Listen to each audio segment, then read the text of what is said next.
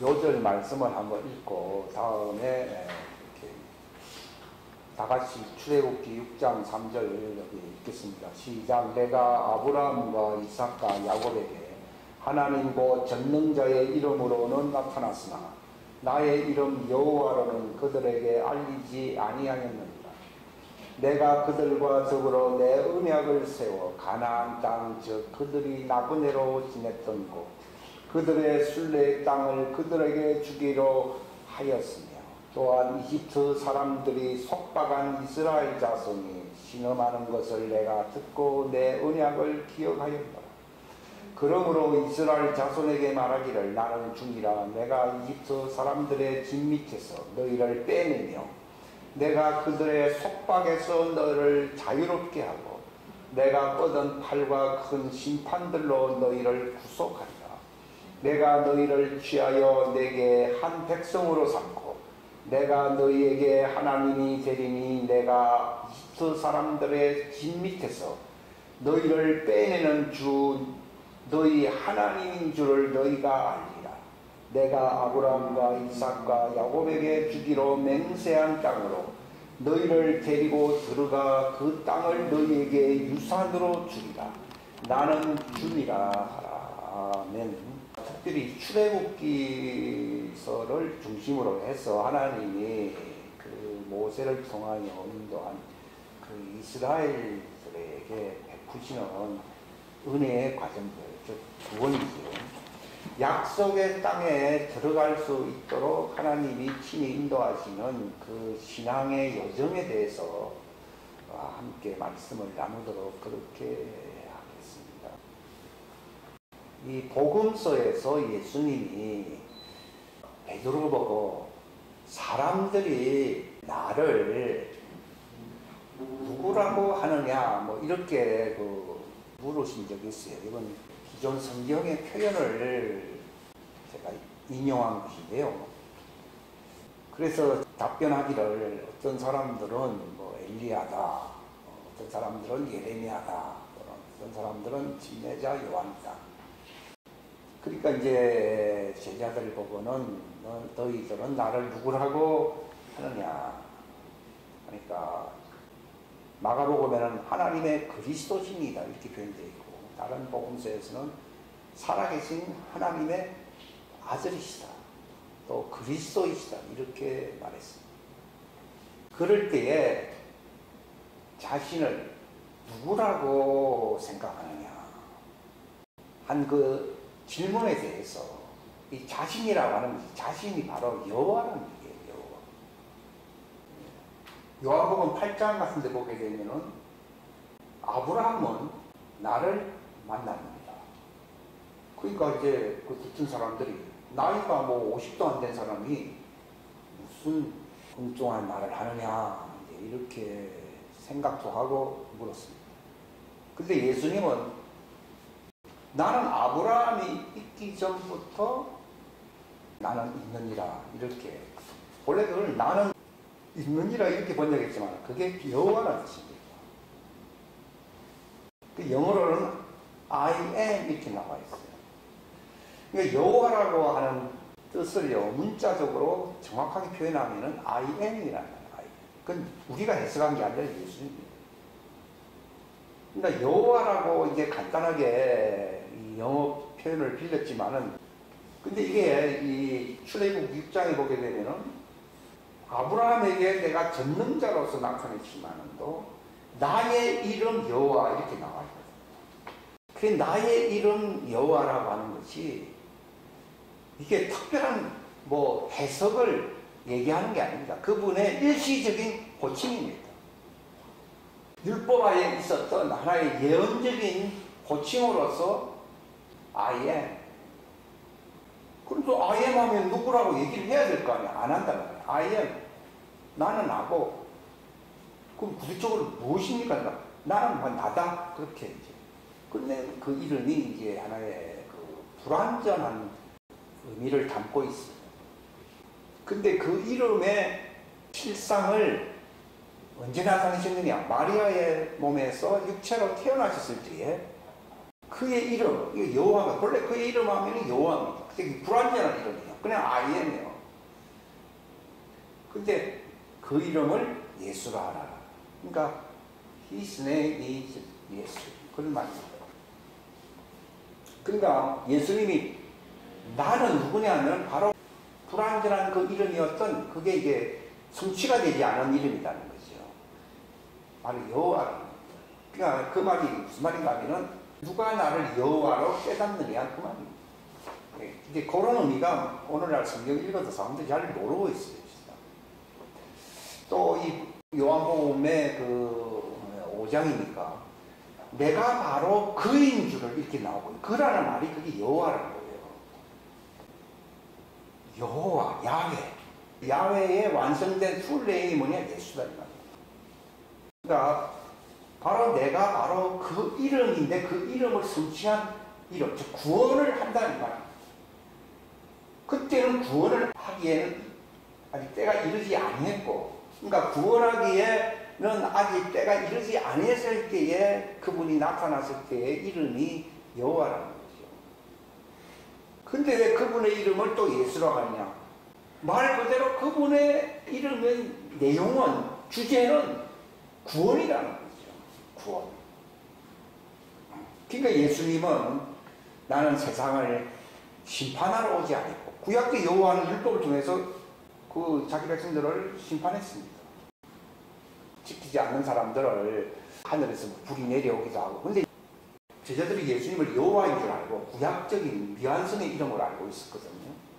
그러니까 예수님을 영접하지 않은 저 사마리아 고인들 그 고을에 하늘에서 심판을 내립시다 이렇게 한 거예요. 그게 이제 구약 여호와 때 옛날 엘리야를 풀어줘했기 때문에 엘리야가 하늘에서 불이 내려오게 하지 않느냐. 그러니까 예수님 당신도 없고 엘리야가 하나님이시니까, 그러니까 하늘에서 저 말 안 듣는 사마리아 고을들의 누가복음에 있죠. 개혁성경에는 그 부분을 또 많이 빼버렸어요. 참 문제가 있죠. 하늘에서 불이 내려오게 합시다. 그러니까 예수님이 그 뒤에 말은 생략이 이제 없어져 버렸어요. 개혁성경에. 뭐라고 했습니까? 너희가 무슨 정신이냐? 이렇게 번역했는지 그 개혁성경에 원래 그 내용이 뭔가 하면 너희는 지금 어느 영의 세계 속에서 살고 있는 줄을 모른다는 거예요. 예수님은 엘리야 시대 때 심판했던 그 율법하에 있었던 자들의 그 심판의 영이잖아요. 원래 율법은 뭐라고 했어요? 사망에 쏘는 것은 뭐예요? 죄요. 죄의 권능은 율법이다. 그 죄의 권능이 나타나는 거 이건 심판할 수밖에 없고 죄를 심판해야겠죠. 근데 예수님이 제자들 보고 그 말이 틀린 게 아니라 너희가 어떤 영의 세계 속에서 사는지를 모른다는 거예요. 이제 이런 번역을 전혀 안 했어요. 그러니까 그게 이제 구약 시대 때는 미완성의 시대잖아요. 예수님이 오셔야 내가 아버지의 뜻을 성취한다 이렇게, 내가 율법을 성취한다 이렇게 말을 했지. 그전에는 성취한다 반대말은 미완성이라는 뜻이잖아요. 그러니까 그 시대는 어떻게 보면은 긍휼이 예수님 당대 이후보다는 많이 축소되었다고 봐야 돼요. 왜냐하면 율법은 죄를 적발해내는 것이고 그 법에 순종하지 아니하는 자들을 심판한다는 거죠. 그러니까 중요한 것은요, 예수님을 여호와가 그냥 동일시했어요. 그래서 이제 여호와가 하늘에서 땅에 내려왔으니까 이제 세상을 심판합시다. 그 당시에 나쁜 사람들 많았지요. 그거 다 날려버립시다. 말하는 마을들은 하늘에서 엘리야 때처럼 불이 내리게 합시다. 그러니까 예수님이 그 말은 알는 사람들이 곤란하니까 싹 제거해버렸어요. 참 말이 머리가 좋은데 너희들은 그 영의 세계의 분위기를 모른다는 거예요. 그러면서 예수님이 뭐라 했는가? 나는 심판하러 왔다 그랬어요? 구원하러 왔다 그랬어요?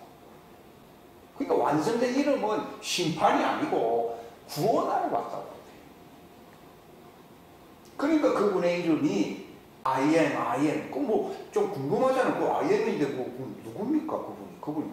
나는 I am Savior. 그 말. 구원자다. 구원자가 예슈아라는 이름이지.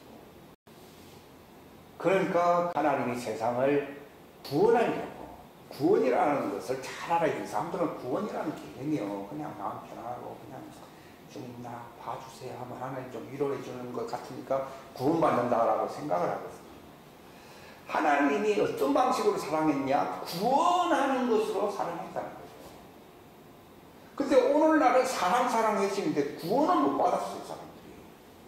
물질의 복도 받고, 뭐 건강의 복도 받았고, 자녀들의 어떤 그 복도 받았다라고 사람들은 착각을 하는데, 하나님의 사랑은 그런 것이 아니고, 구원한다. 지옥에서, 사망에서 구원하는 것이라는 거예요.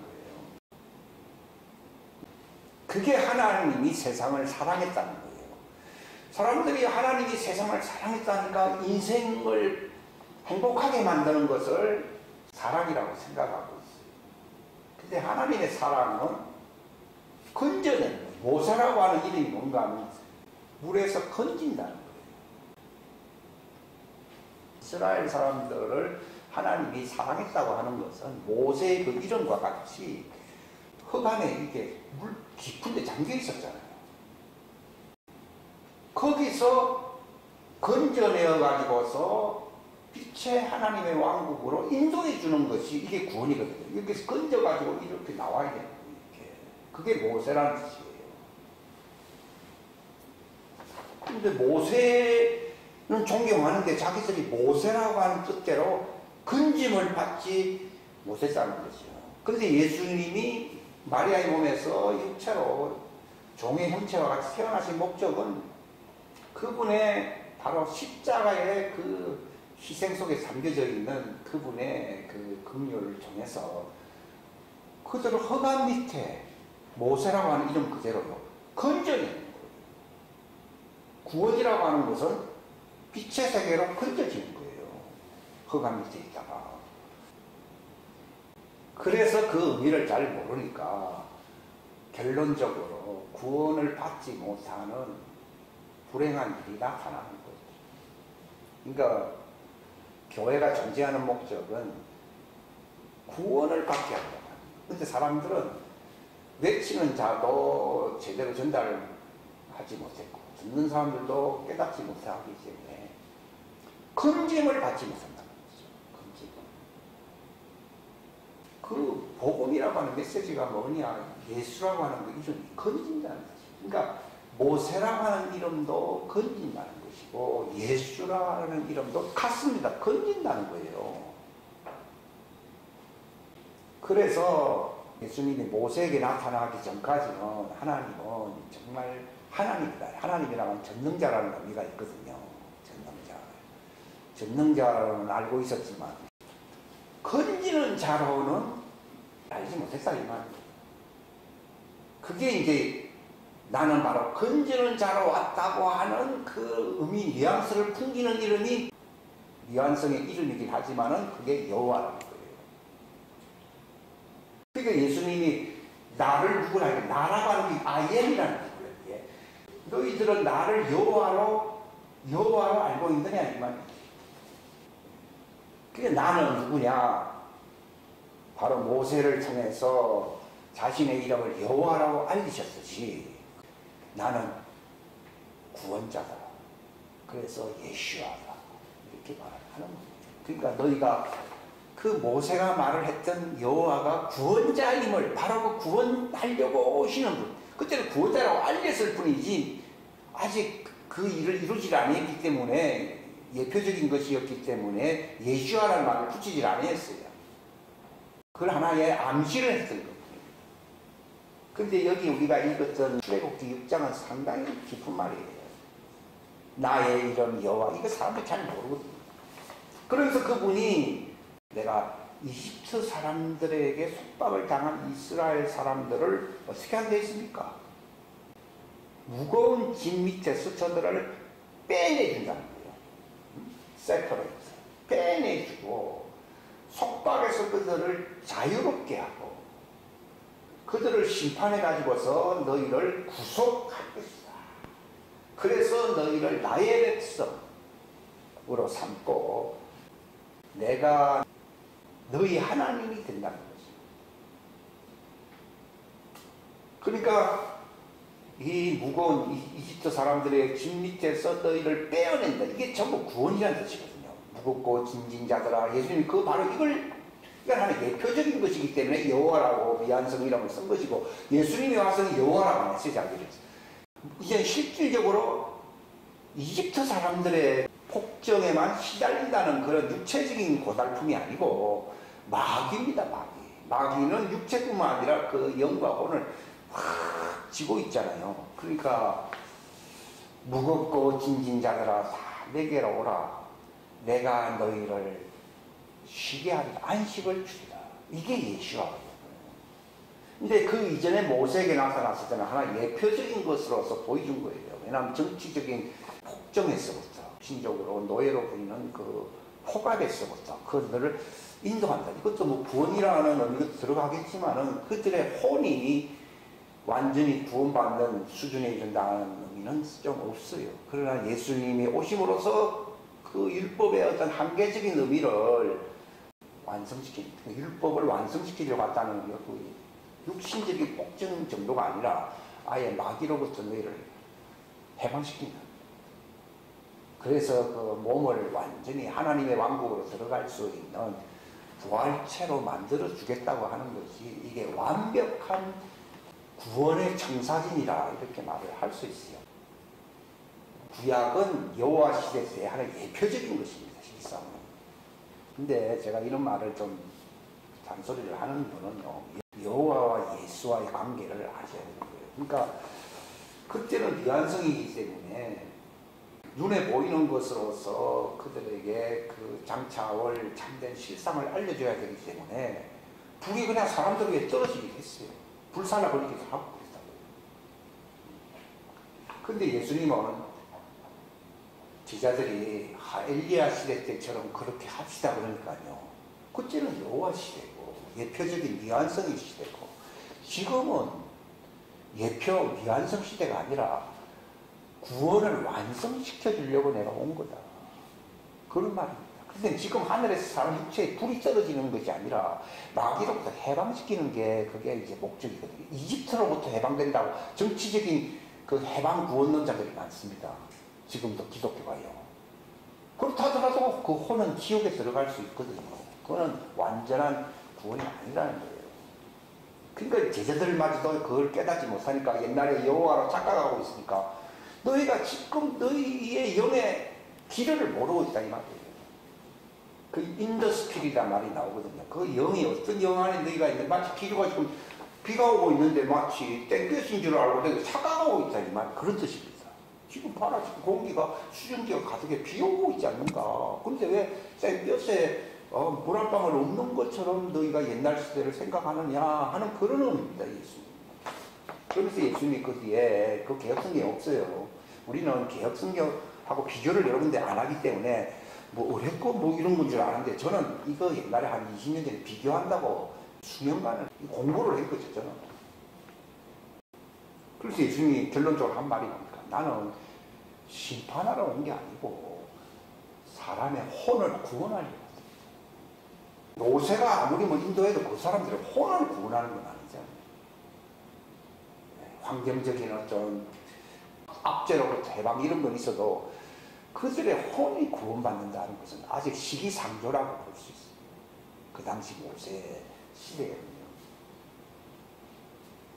아무튼 이 출애굽기 6장 여기 3절에서 8절만 읽어봐도 이건 바로 예수님으로 말미암아 이제 그 하나님의 왕국에 들어갈 수 있는 완전한 부활체로 그들을 완벽하게 구원하시는 이 하나님의 예수와의 목표의 하나 예표적인 표현이구나 하는 것을 여러분들이 이걸 보면서 알아요. 이걸 통해서 예수님은 이렇게 완성해버렸구나 하는 것을 구약 성경을 통해서 알아야 됩니다. 그래서 이 구원의 예정이라는 게 구원의 예정입니다. 구원의 예정인데 이 하나님의 왕국에 들어가는 것이 구원이에요. 가나안 땅이 뭔가는 하나님의 왕국에 들어가는 예표예요. 예표예요. 그러니까 여호와로 나타나요. 나는 아직 그 일을 완성하지 않았지만 나는 할 것이다 하는 I am 하고 그렇게 이름을 끝내는 거예요. 그러니까 여호와는 미완성이기 때문에 쓰면 안 됩니다. 왜 그렇습니까? 완전함이 왔어야 왔어요. 왔기 때문에 미완성의 그 과거의 예표 이런 것을 우리가 그렇게 깊이 알 필요가 없습니다. 지금. 그 옛날에는 그게 필요했지요. 왜냐하면 미래적으로 하나님이 어떠한 일을 행하실까에 대한 어떤 기대와 궁금증을 갖고 기대를 갖고 그들을 기다려야 되기 때문에. 그러니까 여호와 이름은 기대하는 그분의 별칭 이름입니다. 나를 기억하는 이름이라 이렇게 나오잖아요. 잘 아시고 이게 여호와입니다. 근데 여호와의 증인이라 해서 여호와의 증인으로 끝나야 됩니까? 예수의 증인으로 가야 됩니까? 여호와는 증인이 아니고 예표예요, 예표. 근데 오늘날은 여호와 증인들이 실제로 이단들이 있잖아요. 그러니까 이게 지식이 부족하네요. 부족하니까 여호와 이렇게 하면 이게 부족한 거예요. 쭉 알아야 된다는 얘기예요. 그러니까 출애굽기에 기록되어 있지만 요한계시록까지 다 알아야 되거든요. 다 알아야지 구원이 돼요. 그러니까 이 출애굽기를 통해서 기록되어 있는 것은 그분을 기다리게 하려는 궁금증, 기대를 갖게 하는 거예요. 근데 지금은 궁금증, 기대를 가지고 온 게 아니라 이미 2000년 전에 이미 오셨잖아요. 그분이 행하신 일이 무엇이고 바로 마지막 때에 장래일을 다 알려준다고 되어 있거든요. 그 장래일이라는 말은 그 완성을, 풀 완성을 얘기하는 거예요. 그걸 다 알게 하시는 성령 시대에 살고 있는 사람이에요. 그러니까 율법 시대는 성령 시대가 아니다. 그러니까 베드로가 아직 성령 시대가 아니니까 엘리야 때를 생각해서 저들을 심판합시다 하니까요. 나는 모세 당대의 시대와 같이 심판하는 시대가 아니고 지금은 내가 하나님의 뜻을 행하는, 즉 죽은 자를 부활케 하는 구원자의 이름이다. 그러니까 너희들이 내가 바로 그 여호와의 일을 이어가다가 여호와는 시작 중에 시작이고요. 나는 바로 그 이름을 완성하는 자, 즉 구원을 완성하는 자임을 알지 못하면은 아무리 모세를 존경하고 엘리야를 존경하더라도 생명을 얻어요, 못 얻어요? 못 얻는다. 그러니까 내가 그인 줄을, 그러니까 그분이 바로 행하시는 그 일이 뭐냐? 구원이거든요. 예. 모세 당대에는 그걸 하는 예표적이라는 말은 예언적인 이름이에요. 아직 이루어지지 성취되지 아니한 이름이에요. 근데 예수는 예언적인 이름이 아니에요. 지금 그게 완성된 그 진리의 이름이에요. 그게 우리의 삶 속에 적용이 되어야 할 이름이죠. 그러니까 그 여호와의 이름으로는 구원을 받는 게 아니고 구원을 바라보는 이름이에요. 그러니까 이 히브리서에 보게 되면은 믿음은 바라보는 것의 실상이에요. 이게 그 옛날 그 아브라함 시대부터 얘기를 하고 있잖아요. 바라보고 있는 거예요. 근데 또 믿음은 이루어졌잖아요. 그 이제 히브리서를 기록했을 때. 그러니까 아직 부활체가 나타나진 않았다 하더라도 증거다, 증언이다 이렇게 나와요. 원래 그게 증거라는 뜻이 아니고 증언이죠. 테스트입니다. 내가 구원받았다고 하는 간증을 할 수 있을 때에 증언한다 그런 말이에요. 예수님의 증인이라는 말이나 증언하고는 같은 의의 속에 있는 이름이에요.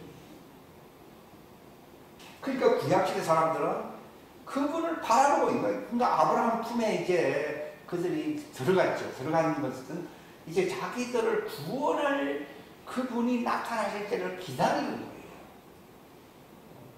많은 사람들이 지금도 아브라함의 품에 들어가면 다 구원을 받았다 이렇게 생각합니다. 그런데 은밀한 의미에서 보면요, 완전한 구원을 기다리는 자들이지 아직 그 영광의 구원이 완성된 게 아니에요. 그래서 제가 이제 그런 그 의미를 제가 이 도표를 통해서 여러분들한테 자세하게 좀 설명하고 싶은 마음이 생겼기 때문에 그걸 기록해 놓은. 아무튼 예수님이 바로 그 여호와의 말씀대로 성취하는 분이라 그분임을 알게 되면요, 여호와의 증인이라든지 뭐 여호와의 뭐 특별한 의미를 그게 별로 의미가 없어요, 실상. 네? 그렇기 때문에 구약 시대 때에 하나님의 아들들이 있긴 있었지만은 그들의 혼이 구원자들로서 활성화되지는 않아요. 바로 이 구원자의 그 이름이 우리 속에 활성화되게 되면 우리도 구원자가 되거든요. 그러니까 하나님의 아들들로 나타나게 하려고 바울이 사역을 한다라고 빌립보서 그 1장에 빛의 아들들로 너희가 세워지게 하려고 내가 사역을 한다 이렇게 나와있어요. 빌립보서에. 골로새서에서는 너희를 그리스도 안에서 완전하신 그리스도 형상으로서 완전한 자로 세우는 것이 내가 하나님의 왕국을 위한 교사다, 사도다 이렇게 말하고 있습니다. 그래서 우리가 이 잘 섬세하게 이해하지 못했던 부분들이 많이 있어.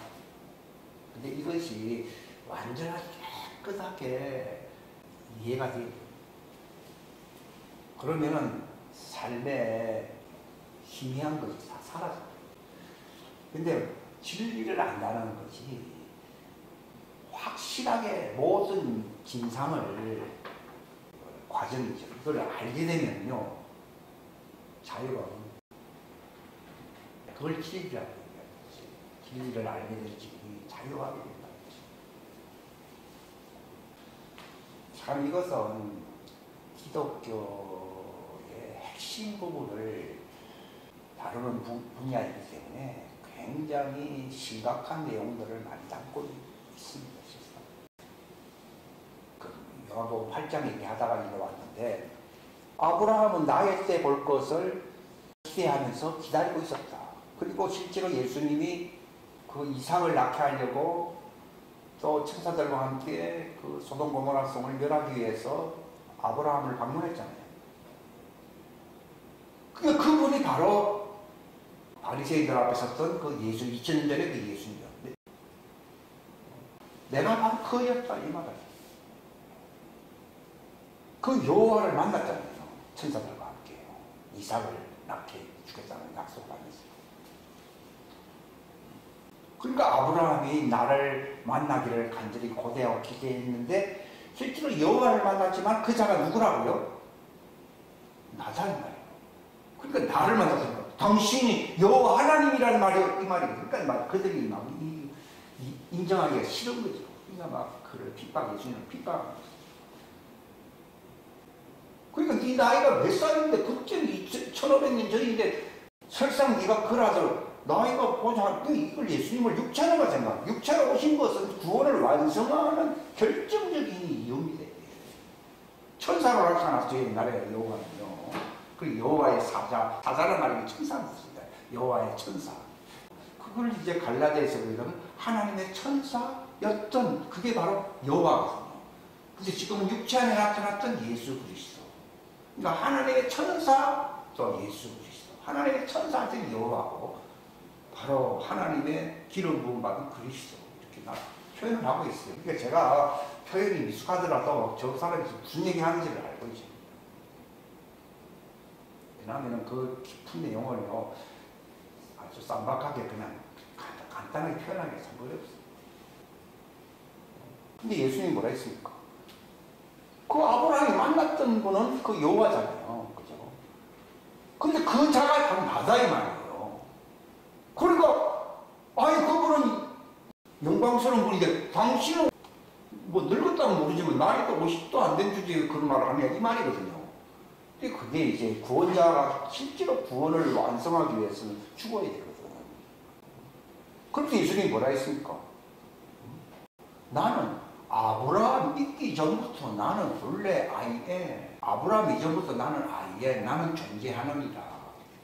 그게 아이의 여호와다. 여호와라는 말은 옛날부터 지금까지 계속 존재한다. 그러니까 예수님도 여호와 맞아요. 여호와 맞아요. 왜냐하면 과거에도 존재했고 현재도 존재하고 미래도 존재한다 이거예요. 근데 예수라는 이름은 뭐냐면 그분의 이름의 내용, 그분이 무슨 사역을 가졌느냐? 구원자라는 거예요. 그러니까 아무리 뭐 예수님이 모세에게 나타나고 뭐 이런 놀라운 천지 창조의 사역을 하시고 또 기적을 해냈다고 하는 것을 믿었다 하더라도 구원 못 받는 거죠. 그분이 바로 육신으로 오셔서 하신 말씀을 너희들이 믿고 받아들이지 아니하면 너희 죄 가운데서 죽는다 이렇게. 오늘 그렇잖아요. 뭐 기적이 나타났고 옛날에 뭐 그분이 여호와 하나님 다 맞는 말이죠. 그런데 그분은 지금은 성령님이 왜 성령을 보내주냐면 그분은 그때 말씀하셨지만 실제로는 목표가 그 사역이 아니고 죽은 자 가운데서 부활하기 위해서 오신 분이기 때문에 근데 성령님이 오시면은 그분의 말씀을 전부 다 알게 해주겠다는 거예요. 모든 진리라고 되어 있거든요. 그걸 믿게 될 때에 구원을 받는다는 거예요. 그게 믿음이에요. 미완성의 믿음이라만 있냐. 그분이 오실 것이다. 오늘 재림 안 믿는 사람 별로 없잖아요. 그거 믿는다고 해서 구원 받는 게 아니에요. 모세도 그런 말 했잖아요. 신명기 8장 18절. 내 뒤에 오시는 이를 믿으라고 했잖아요. 그분인 줄을 너희가 인식하지 못한다고 하면 너희 그분의 백성에게서 끊어질 것이다. 이렇게 말했거든요. 그러나 그것도 하나의 바라보는 믿음이었지. 구원을 자기의 것으로서 완성시키는 건 아니거든요. 그러니까 과거 시대에도 죄를 사함받아야 돼요. 죄사함을 받은 자, 그러니까 이 구원의 여정에서 제일 중요한 기본 기초가 뭔가 하면은 이게 완성이 아닙니다. 사람들은 죄사함을 완성하는 죄사함 받지 않으면 구원의 국자에도 모르는 사람. 내가 교회에 대해서 뭐 직분도 없고 내가 뭐 한 일도 없고 뭐 사람들에게서 별로 뭐 탁월한 인물은 아니다 하더라도 하나님이 내 죄를 사했다고 하는 그 정표를 갖고 있다고 하면 그 사람은 최소한 아브라함 품에 들어가. 그러니까 신앙생활 하면서 딱 듣기 싫어하는 말, 죄사함 받았습니까? 이런. 근데 이 죄사함을 받는 거예요. 그 시편의 그 다윗에도 그 죄가 덮임을 받는 자, 그 죄가 가려움을 받는 자는 어떻다고 그랬어요? 그게 복받은 거야. 교회에서 뭐 이거 하고 내가 막 근데 왜 지옥에 왜 갑니까? 뭐가 안 돼 있습니까? 죄 사함을 안 받아서 지옥 가는 거예요. 하나님께로부터 누리는 복에 대해서 그 다윗이 얘기했잖아요. 그 죄가 가려움을 받고 사함을 받는 자가 복이 있다고 되어 있거든요.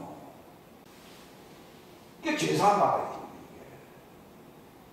부자가 호화롭게 자색 옷을 입고 이렇게 사람들 앞에서 이게 한 종교 지도자들에서는 흉내입니다. 그러니까 자기의 행복한 잘 먹고 뭐 어떻게 잘 살고 이런 거잖아요. 그러니까 아브라함이 그랬어요. 너는 네 생전에 네 좋은 것을 많이 누리지 않아요. 그게 복이 주니까. 마치 교회 다니까 내가 인생이 행복한 것이 마치 그게 복이 주자고 하는데. 근데 네가 5천원을 네가 다 얻었다 하더라도 네 혼을 잃어버린다. 지옥에 간다고 하면 무슨 소용이 있냐고. 그러니까 부자가 들어가기 어렵다는 것이 그런 부자를 얘기하는 거예요. 그때 사람들은 아브라함도 부자였잖아요. 그런 걸 얘기하는 게 아브라함은 그 하나님의 지어질 영원한 하나님 왕국이라고 하는 새 예루살렘 그 도성을 바라본 사람이었지 땅에서 뭐 자기 기업을 그 차리려고 한 사람이 아니죠. 5천원을 얻으려고 한 사람이 아니잖아요. 그러니까 이게 하나님의 말씀을 지키는 사람들에게 주시는 하나님의 가장 큰 복은 이제 죄를 사해 주는 거예요. 그것을 구원이라고 얘기하는 구원과 성결의 표입니다. 그래서 그들의 이마에 여호와 하나님의 표가 있다는 거예요. 이거 표입니다. 표라고 하는 것은 예표적인 거예요. 말 그대로 예표지 이게 구원의 실상이 아닙니다. 그러나 일단 표를 받게 되면은 어디서 대기하고 있습니까? 아브라함의 품에서 대기합니다. 구약시대 때는 아무리 신분이 하나님 아들이라 하더라도 그들은 구원과 성결의 표만 가진 거예요. 근데 그들은 남자이기 때문에 남자의 부활체가 되는 것이 구원의 완성이에요, 완성. 그렇게 되려고 그들은 예수님이 오시니까 오실 분이 왔구나. 그러면서 그분이 이제 죽은 자 가운데서 이제 살아났잖아요. 부활체가 되셨잖아요. 그러니까 그들이 이제 우리 차례다 하면서 그 무덤이 하나님이 예수님 돌아가셔서 열렸는데 아직 나오진 않았고 열려 있었거든요. 근데 예수님이 부활하니까 무덤에서 나와가지고 예루살렘 성으로 갔어요, 안 갔어요? 그러니까 하나의 표를 가졌지. 그때는 아들이든 종이든 간에 표를 가졌어, 구약시대에서는요. 이걸 이제 모세 당대에는 이걸 예표적으로 뭐를 하면 홍해를 통과하는 걸 얘기합니다. 홍해를 통과했다. 우리는 홍해 통과했다 그러니까 참 좋은 대로 갈 수 있었는데 뭐 힘들다 보니 뭐 바다에 갇혀가지고 하나님이 구출해내구나 이렇게만 생각을 한다고. 근데 그게 그런 의미로도 해석은 할 수 있지만 하나의 자연적인 생각으로는요. 근데 그 영적인 의미는요. 이 홍해 통과라고 하는 것은 구원의 그 표를 갖는 거예요. 즉 죄사함을 의미하는 거예요. 그들은 죽은 돌이었잖아요. 죽은 돌이 그 홍해 물은 하나님의 말씀을 뜻하거든요. 물을 통과해서 통과했어요. 그 물을 갈라지게 하면서 그 물을 통과했단 말이에요. 그게 하나의 침례입니다. 침례. 이걸 제가 왜 이렇게 얘기하는가 하면 고린도전서 10장에 보게 되면 그들은 모세에게 속하여 홍해를 통과하고 모세에게 속하여 침례를 받았다는 말이 있어야 했어요. 있어요. 그러니까 죄사함. 거기서 침례를 받았다는 말이 죄사함. 그 물은 장차 나타날 영생수를 의미를 하는데 그 침례받는다. 그들은 홍해가 벽처럼 갈라지고서 통과를 했어요. 근데 우리는 그냥 물속에 들어갔다 통과했다 하고 그대로 건져주는 거예요. 이렇게. 그게 죄사함의 표입니다. 죄사함의 표.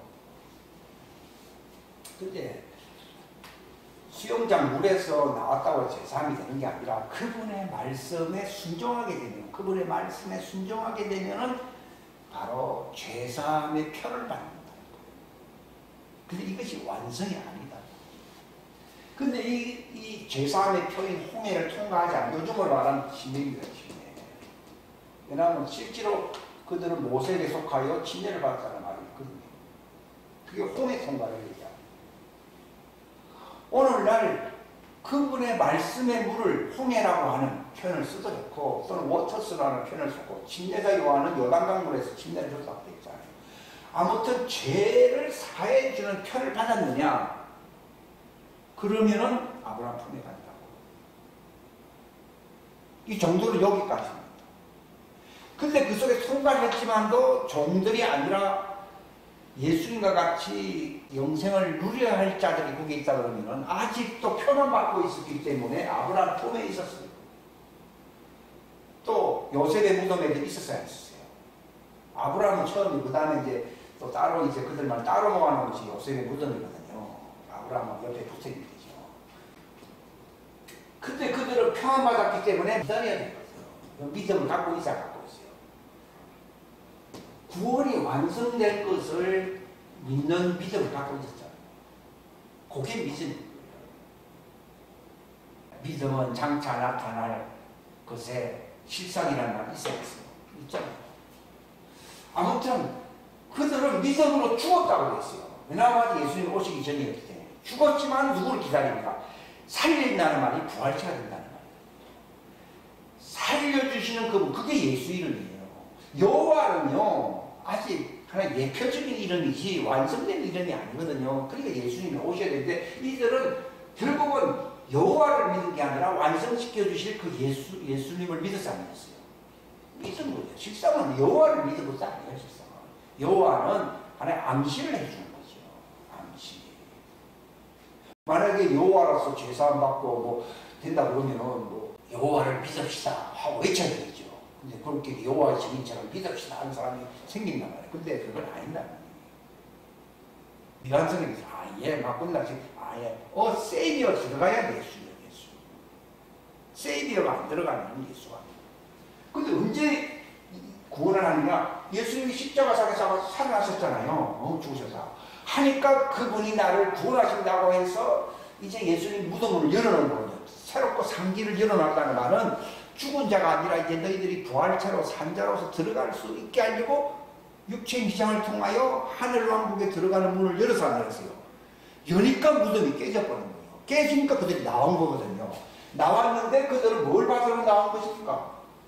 성령 침례를 받으려고 나온 거예요. 그러니까 기독교에서 성령 침례라고 하는 것은요, 참 중요한 거죠. 이것은 종하고 관계가 없어요.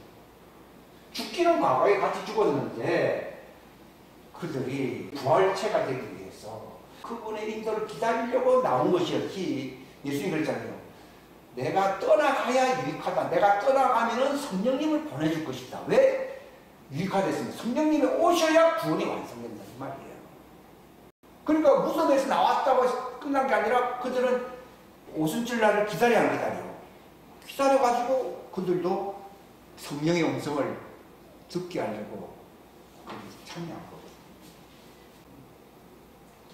그러니까 성령을 받으니까 어떻게 되니까 새 창조물이 되는 이게 구원이에요. 여기 죄사함 받았다고 해서 구원이 되는 게 아니에요. 성령 침례를 하나님 아들을 두고 얘기한 겁니다. 아무리 하나님의 아들이라도 아브라함 품에 있어요. 언제까지는요? 성령 침례를 받기 전까지는 산자가 아니기 때문에. 예수님이 죽은 자 가운데서 왜 나를 찾느냐? 산자를 왜 죽은 자 가운데 찾느냐? 예수님도 육체 안에 있을 때는 아직 부활체가 된 게 아니거든요. 그러니까 예수님도 부활체가 되고 나니까 산자라는 말을 한 거예요. 바로 산자예요. 새 창조물은 산자. 언제 하나님의 아들이 되느냐? 여기에서 하나님의 아들이 되는 게 아니라 바로 성령 침례를 받게 되는 새로운 창조. 근데 예수님이 아버지의 약속하신 것을 기다리라. 너희는 물로서 죄사함의 표는 받고 있지만은 아버지 약속하시면 성령이 임하시면은 너희가 권능, 하나님의 아들의 완전함의 권능으로 나타납니다. 부활체가 된다면. 그러니까 성령 침례를 받게 되니까 새로운 창조물이 돼요. 이 산자 완전 산자예요. 이때부터는 안 죽습니다. 안 죽어. 옛날에는 없었기 때문에 다 죽은 자가 됩니다.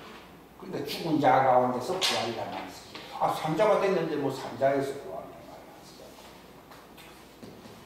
그러면서 그들이 성령 받으면 땅에 속한 자가 아니라 본래 그게 하늘에서 그들이 파송된 자들이었기 때문에 하늘에 본래 자기 자리에 지금도 우리가 땅에 살고 있지만 또 성령 침례로서 그분과 같은 한 영체가 되어버린 게 부활체거든요. 우리 속에 부활체 새 사람들이 의와 참된 거룩함으로 창조된 새로운 사람, 새 사람, 이게 새 창조물이에요.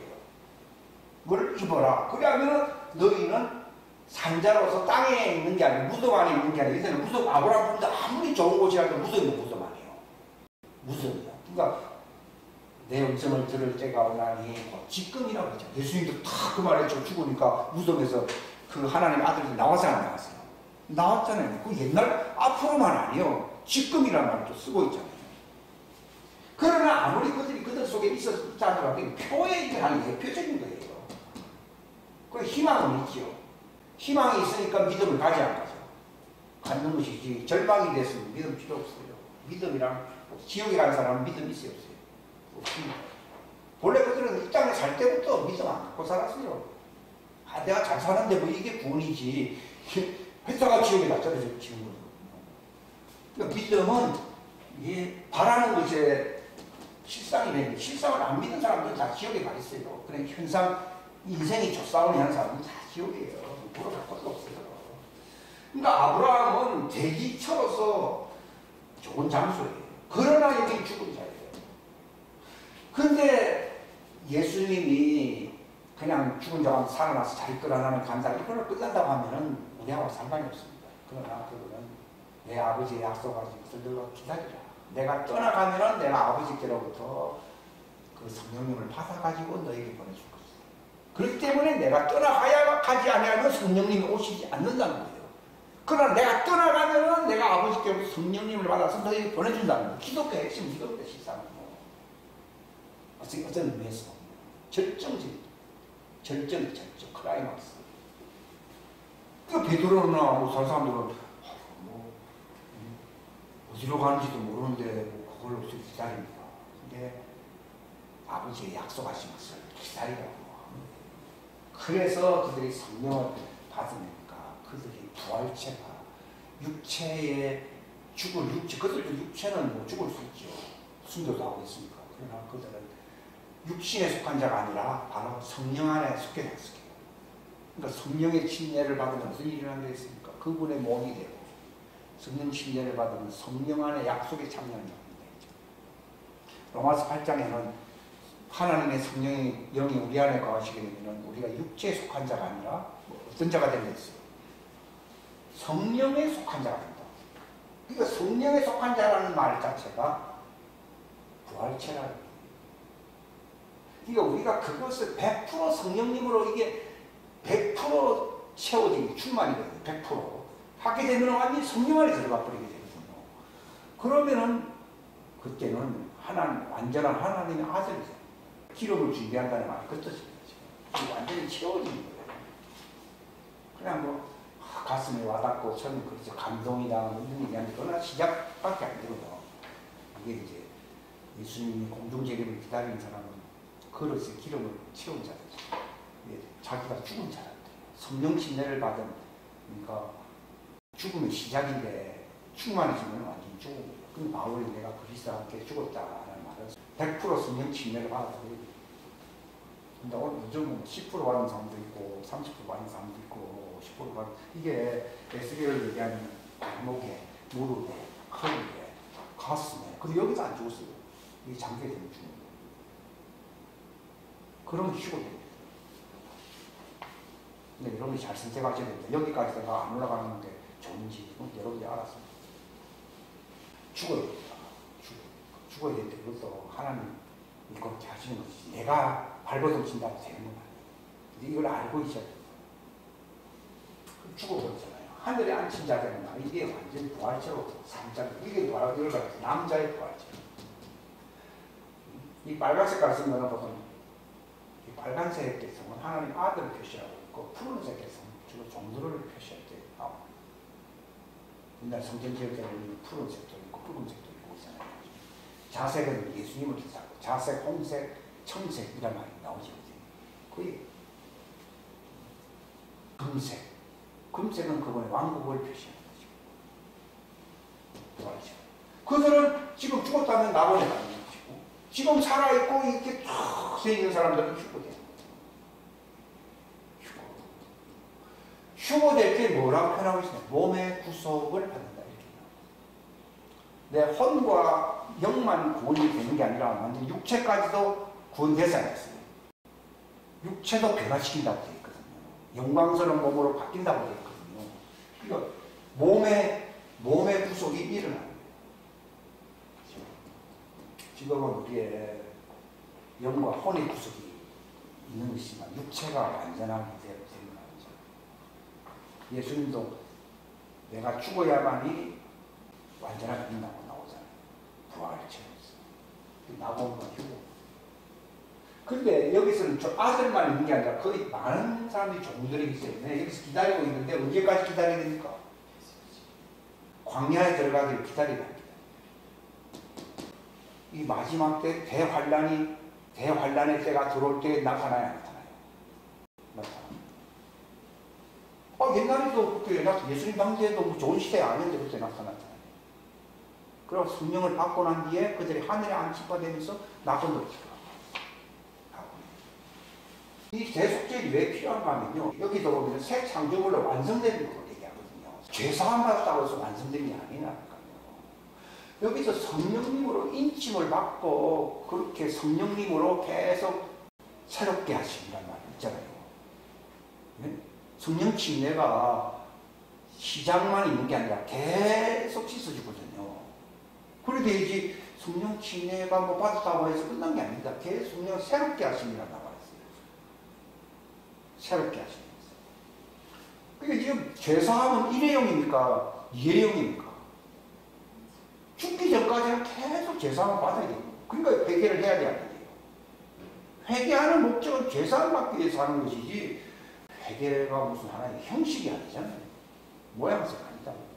씻음 받기 위해서 하는 거예요.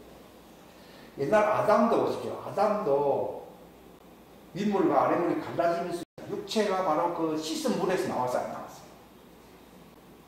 영성수로 씻겨진 물이 자연수가 되면서 이제 흙이 드러나고 그 흙에서 아담을 만들었어요. 육체도 어떻게 보면 세례를 받아서 안 받았어요. 받았기 때문에 그들이 제사함 받았다 볼 수 있거든요. 받아서 낙원에 들어가긴 들어갔는데 그들이 완성되지 않았잖아요. 그죠?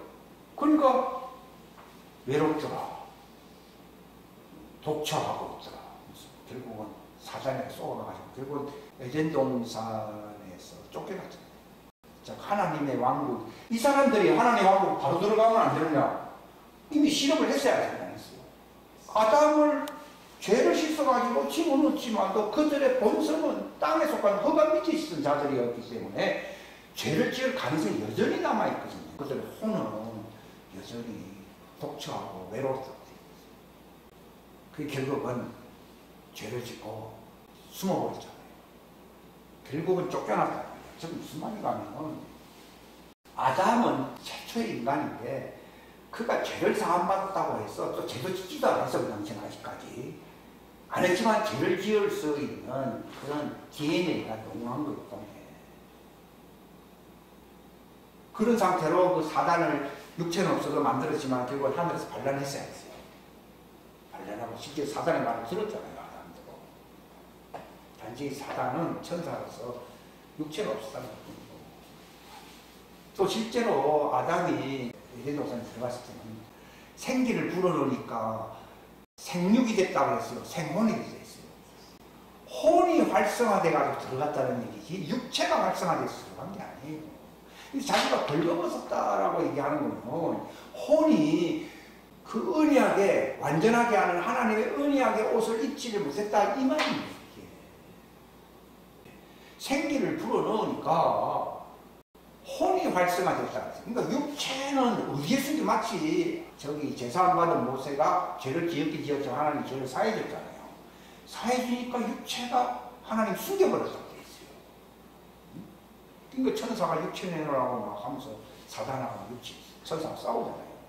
그것도 참 신비로운 얘기예요. 그러니까 아담도 흙으로 분명히 지었어요. 지었지만도 생기를 불어넣어버리니까 육체가 활성화된 게 아니라 그가 살아있는 혼으로서 활성화됐다. 생혼이라고 하고 활성화된 혼으로서 낙원에 들어가는데 자기가 벌거벗었다. 나중에 선악과를 먹고 벌거벗었다 하는 말은요. 혼에 반드시 입혀져야 할 흰옷을 못 입었다는 거예요. 그러니까 하나님이 가죽옷을 지어 입히는 거예요. 예수님이 오실 때까지 하나의 임시적인 옷이라는 것이 가죽옷이에요. 가죽옷을 지어 입히는 거예요. 예수님 이후에는 가죽옷이 아니고 흰옷을 입죠. 예? 예수님이 오시고 난 뒤에는 가죽옷을 입는 게 아니라 하나님의 아들들은 세마포 옷을 입어요. 이 옷도 잘 보세요. 여러분들이 원피스를 입을까 뭐 긴바 청바지를 입고 이걸 걱정하는 게 중요한 게 아니고 내가 지금 무슨 옷을 입고 있고 옛날 사람들은 어떤 옷을 입고 있다가 이렇게 해서 이걸 알고 있어요. 이거는 우리가 육체가 있는 겁니다. 그 지옥에 가니까 혼에 옷을 입었어요. 그러니까 저 옷 벗은 사람, 저 사람들 누구냐 그랬잖아요. 당장 내쫓아라고 했잖아요. 입이 있어도 할 말이 없다고. 그러니까 신앙생활 하면서 벌거벗은 자들 많아요. 많아요. 지금 요한계시록에 보게 되면 내가 사랑하는 자가 책망하여 진지하는 거예요. 열심을 해라 하면서 뭐랬습니까? 내가 흰옷을 사서 입어라. 그런 걸 모르는 사람은 자기들이 죄사함의 옷도 못 입은 거예요.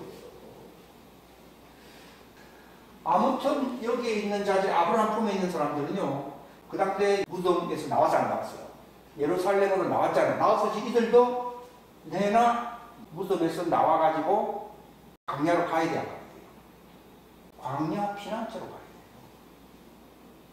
광야 피난처에 왜 갑니까? 하나님의 아들도 옛날 예수 이전에는 뭐 종과 다름이 없었거든요. 그러나 신분이 하나님의 아들이기 때문에 그들이 무덤에서 나와가지고서 예루살렘 성에 들어가 마가다락방까지 간 거예요. 그 기간이 3월 달에 나와가지고 50일 지나서 오순절이잖아요. 그게 실제 50일 지난 거잖아요. 50일 기다리고 50일 동안 그들이 이 땅을 치려고 있어요. 그들이 이제 성경을 받게 되니까 땅에 머물 이유가 없어서 낙원으로 가는 거예요. 아직 예수님 재림 안 했기 때문에 낙원, 지금 예수님 재림한다고 휴거됐죠. 예수님 직접 이제 되게 되면 또 낙원 갔다가 올라가는 게 아니고 그건 통째로 올라가요. 그걸 휴거라고 하는 것이고 과정을 밟을 때는 낙원 가는 것이고 근데 이들도 광야를 가야 돼요. 이것도 하나님의 은혜예요. 그럼 뭘 받게 하려고요? 생기를 받게 하려고. 제가 지난번에 에스겔 30장에 저들이 뼈다귀 있는데 무덤에서 나오는데 뭘 못 받았다고요? 생기를 받아요. 그들이 이스라엘이라고 하잖아요. 그들이 광야로 가는 이유는 뭘 받는다고요? 생기를 받아요. 생기를 받을 때에 어떻게 됩니까? 죄가 끊어져 거죠. 죄가 소멸된다는 말은 죄사함이 아니고 죄가 끊어진다 이렇게 나오잖아요. 그걸 사도행전 3장 19절에 그랬어요. 너희는 회심하고 그분이 오시면 하는 말이 대속죄일에 그분이 오시면 생기를 불어넣어 주심으로써 너희 죄가 끝나야 하네요. 끝난다는 말이 부활체가 되는 거예요. 이들의 여자 부활체가 되는 거예요. 이때 남자 부활체가 되듯이. 그러니까 부활체가 돼야 구원받은 거예요. 이때까지는 하나의 대기체가. 그 광야 피난처를 왜 기다려야 되느냐? 여기에 하나님 그 이사야 30 몇 장에 보면은 광야 후에 하나님의 영을 부어준다는 말이 있지 않았어요? 이상 육체를 부어주는 것도 이해가 가는데 뭐 광야 후에다가 뭐 생기를 부어준다. 이사야 32장인지 35장인지 보면 나옵니다. 생기를 받는데 생기를 받아서 부활체가 되는 거예요. 마지막에 피난처에서 들어갔다고 해서 생기를 받는 게 아니라 거기서 3년 6개월 동안 교육을 받아야 된다. 여기에 들어갔던 종들 중에는 제대로 아는 사람도 있지만 제대로 모르는 사람들이 세 반이 있어요. 교회에서 무너지게 하다가 주님 나를 불쌍히 있어서 겨우 구원받아서 이게 아브라함의 품에 갔는데 그들이 뭘 다 알겠습니까? 그들이 부활체가 되고 예수를 만나려면 교육을 받아야 된다. 엘리야 같은 모세 같은 사람은 많이 알고 있는 사람들이죠. 근데 모세와 엘리야는 두 증인으로서 그들을 리더하게 해서 나와야 나와요. 나오지만 거의 대부분 사람들이 모르잖아요. 그러니까 3년 반 동안 그것을 양육을 해야 되는 거예요. 이게 이 땅에 남아있는 사람들도 모르는 사람들이 많아서 양육을 받지만도 옛날 과거에 또 이전에 죽은 사람들이 아브라함 품 간 사람들이 제대로 모르는 사람 많아요. 그들 양육받아야 생기를 왜 받아야 되는지를 알지요. 모르는 사람에게 무조건 집어넣습니까? 아닙니다. 제자들에게 예수님 3년 반 동안 갔어요. 똑같습니다. 여기도 3년 반 강의하고 예수님도 제자들 3년 반 양육했어요. 그렇게 하면서 너희가 성령 받아라 이렇게 돼 있거든요. 그러니까 3년 반 동안 그들 양육한 것은 생기를 받을 수 있는 절호의 그 기회를 잡고 있는 거예요. 그게 광야의 마침에 하나님의 영을 부어주심으로 말미암아 그들이 기뻐하고 즐거워한다는 말이 나오거든요. 그때 완성되는 거예요. 완성되면 그들은 부활체가 되어서 그들도 산자가 돼야 돼요. 하나님은 죽은 자의 하나님이요 산자의 하나님. 하나님의 왕국은 하나님과 관계하는 곳인데 하나님의 왕국에는 죽은 자가 못 들어가는 거예요. 결국은 여기 있어도 딴 데 있어도 못 들어갑니다. 아버는 산자들이 들어간 곳이잖아요. 그런 것처럼 이들은 좀 특등을 기다리는 게 아니라 거기서 죄사함을 받고 그들이 새 예루살렘 12문이 열려야 돼요. 땅으로 내려오는 이유가 들어오라고 열리는 거예요. 그들은 거기 휴거될 때 위에 있었잖아요. 그 성전은 그게 하나님의 성전인데 신부들은 아내가 되었잖아요. 그게 신부는 그리스도의 몸이 오는 말이에요. 몸이잖아요. 그게 성전이란 말이에요. 네가 성전을 보여주려니까 신부들을 보여줬잖아요. 너희가 하나님의 성전이 된 사람들은 신부의 종들이 신부의 종들을 하나님의 성전이라 얘기합니다. 그러니까 이제 그들 들어오게 하려고 종들이 이제 산자가 되면은 그들이 들어오게 하려고 또 들어오고 그들이 또 땅에서 천년동안 왕노릇하게 하려고 내려오는 거예요. 이게. 그러면서 너희들은 죄가 소멸되고 여자 부활체 새로운 생명체가 됐잖아요. 들어가는 거예요. 그러면 하나님은 죽은 자의 하나님이요 그들과 산자예요. 그러니까 그때까지 기다려야 돼요. 그러니까 이때 이 휴거되는 걸 나팔절이라고 부르고 있고 그들이 죄가 소멸되어서 지상 예루살렘으로 들어가는 날이 무슨 날이라고요? 대속죄일이 얼마나 잔치가 굉장할 거 아니에요. 숫자도 많고 요새 문은 하나지만도 12지파의 문은 이게 다 열려 있거든요. 그러니까 그 성전은 신부라고 되어 있어요. 너희가 하나님의 성전이라고 그러니까 나는 이 땅에서 그게 실제로 새 예루살렘 성이 된다 그 얘기입니다. 근데 종들은 새 예루살렘 성 성전입니까? 성 안으로 들어와야 됩니까? 들어올 자들이고 성전 자체는 하나님의 아들들이에요. 신부들 또는 아내들. 새 예루살렘 곧 어린 양의 아내라고 되어 있잖아요. 요한계시록 21장에 정확하게 알려주죠. 그러니까 그들은 어린 양이 이제 아내가 땅으로 내려오니까 성령과 신부 합천 한 몸이거든요. 그리스도의 몸은요 성령과 신부 같이 있어요. 그래야 그리스도 몸이 돼요. 성령 안으로 침례를 받아야 그리스도의 몸이 되거든요. 성령과 신부가 같이 살게 될 때 내가 그리스도의 성전되고 그리스도의 몸이 되는 거예요. 이거는 굉장히 천사들이 부러워하는 건 이겁니다. 종들은 천사들하고 같기 때문에 부활하면 같게 되거든요. 그렇기 때문에 별로 부러워하지 않습니다. 근데 성령과 신부 천사들은 성령하고 관계가 없거든요. 근데 성령과 신부 이게 하나님의 성전이다. 근데 그 성전 안으로 누가 들어와요? 종들이 들어와요. 근데 우리는 언제부터 성전되느냐? 이 땅에서 성령의 침례를 100% 받게 되면 하나님의 성전이에요. 너희가 하나님의 성전인 것과 하는 말이 굉장히 깊은 거예요. 그러니까 왜 범죄합니까? 100%가 아니기 때문에 범죄하는